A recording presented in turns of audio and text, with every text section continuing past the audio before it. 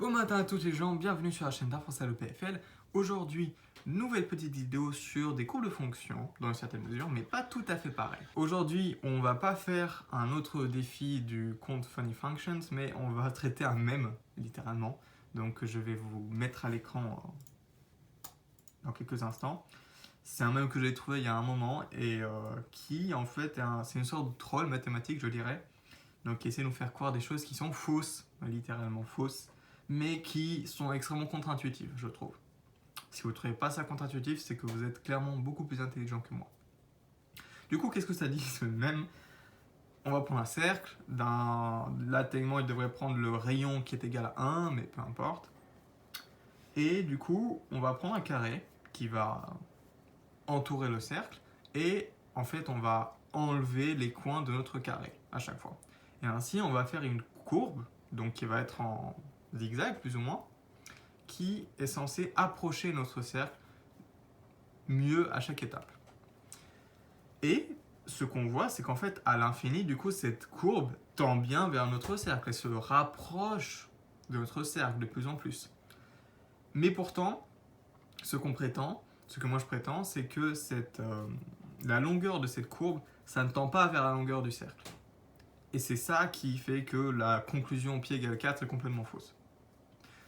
Donc ça, c'est contre-intuitif. Comment une courbe peut tendre vers une autre courbe alors que la longueur ne tend pas vers l'autre longueur? Ça, c'est assez contre-intuitif pour moi en tout cas. Et aujourd'hui, je ne vais pas vous proposer une solution à ce problème. Donc c'est un mème à la base, mais bon, tu peux faire des problèmes mathématiques d'absolument n'importe quoi. Donc je ne vais pas vraiment proposer une preuve en bonne et due forme que la longueur de notre carré modifié ne tend pas vers notre cercle. Je vais plutôt vous proposer une explication intuitive et puis un exemple d'une telle manifestation dans un domaine, enfin dans un contexte un peu plus simple d'étude. Voilà. L'idée ici, c'est que à chaque étape, lorsqu'on va enlever un coin, on va créer des déformations qui vont être plus petites. Donc en fait, on voit que si on regarde par rapport à notre cercle, un coin comme ça va être un chemin qui va être plus long parce qu'il y a une inégalité de triangle, tout simplement. Ça va être une déformation, ça va être un détour, si vous voulez, par rapport au chemin donné par le cercle. Et à chaque fois qu'on va couper notre coin, enfin ouais, si on veut, qu'on va l'enlever, ce qui va se passer, c'est que on va créer des déformations qui vont être plus petites. Donc ça, vous pouvez très bien le voir. Donc individuellement, elles vont être plus petites. Par contre, à chaque fois, ces déformations, elles augmentent en nombre. Et c'est là le problème. Parce que même si les déformations deviennent plus petites, ce qui pourrait vouloir dire que la longueur diminue, comme il y a plus de déformations, la longueur, elle ne va pas diminuer assez. Et même, elle va rester constante, parce que du coup, les déformations sont bien choisies. Donc ça, vous en êtes sûrement rendu compte par vous-même. Ok. Et le problème, c'est exactement ça. C'est ces deux phénomènes qui se compensent parfaitement et qui font que la longueur ne tend pas vers la longueur de notre cercle.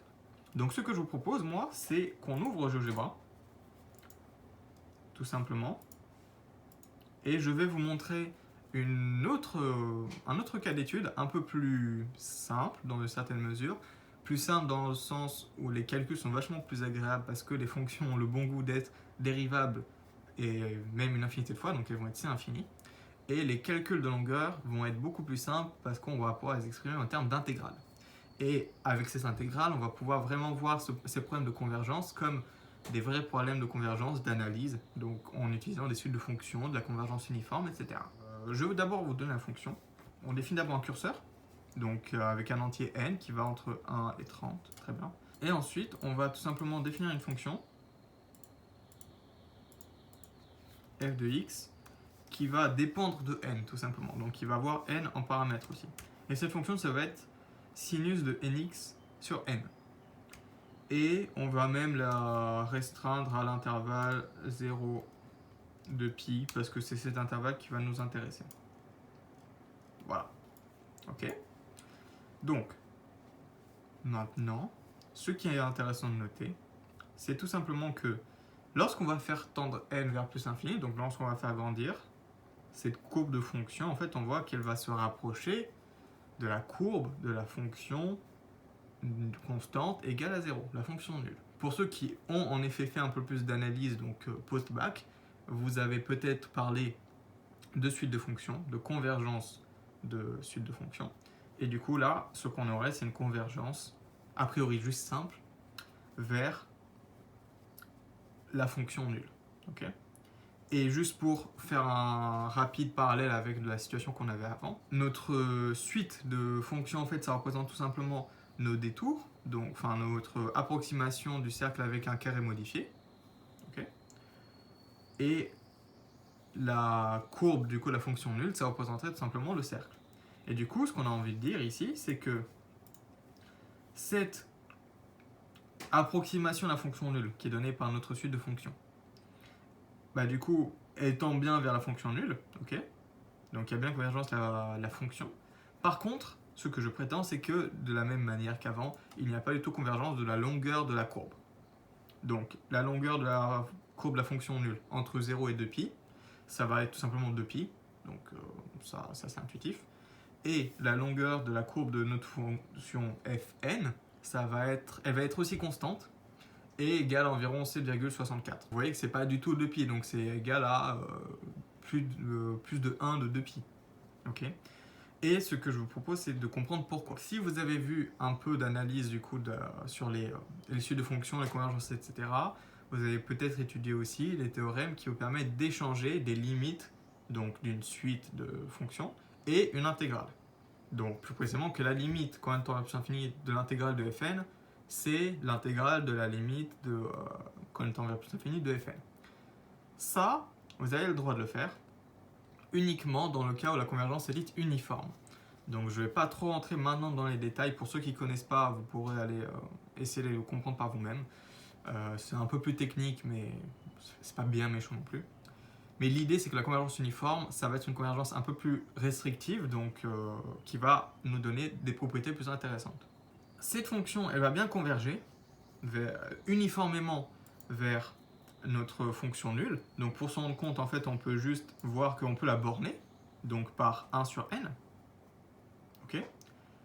Et quand n va tendre vers plus l'infini, donc elle est bornée par 1 sur n parce qu'en fait le sinus oscille entre 1 et moins 1, et du coup, si on multiplie par un facteur 1 sur n devant, ça va amortir notre fonction, et du coup, elle va osciller entre moins 1 sur n et 1 sur n. Et du coup, quand n tend vers plus infini, bah, du coup, ces nombres vont tendre vers 0. Okay, donc on va avoir convergence uniforme. Ok. Le problème, c'est que, certes, on a convergence uniforme sur notre suite de fonctions, mais ça ne sert à rien. Pourquoi? Parce que si vous avez déjà vu ça à un moment, la longueur d'une fonction, elle n'est pas donnée par la fonction elle-même, mais par sa dérivée. Et c'est là le problème.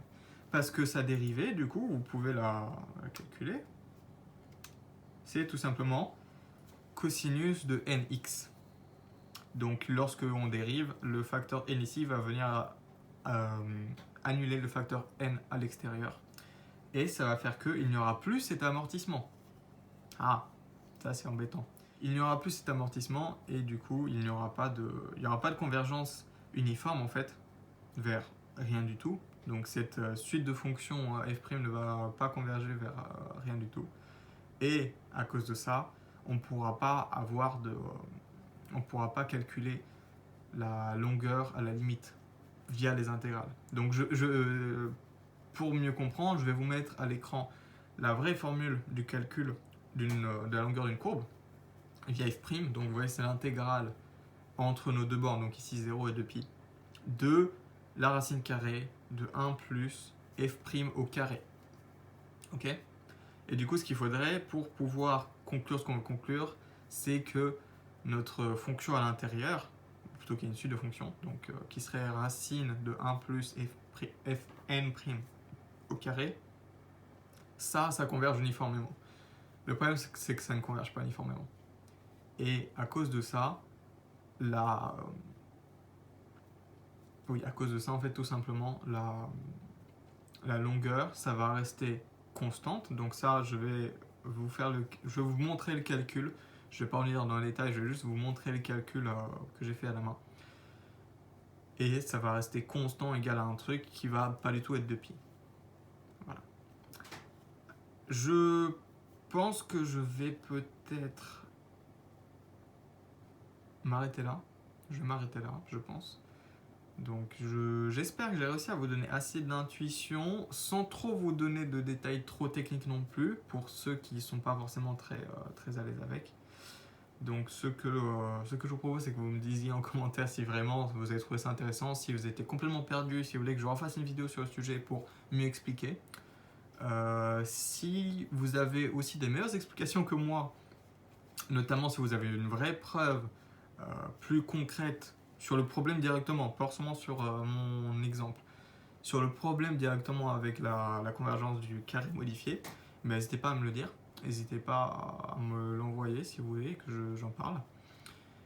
Et ça me ferait extrêmement plaisir, tout simplement, de voir que vous vous investissez dans les mathématiques, qui sont une belle matière, un beau domaine. Voilà. Merci d'avoir regardé. Abonnez-vous, lâchez un commentaire, ce que vous voulez. Et je vous dis à la semaine prochaine.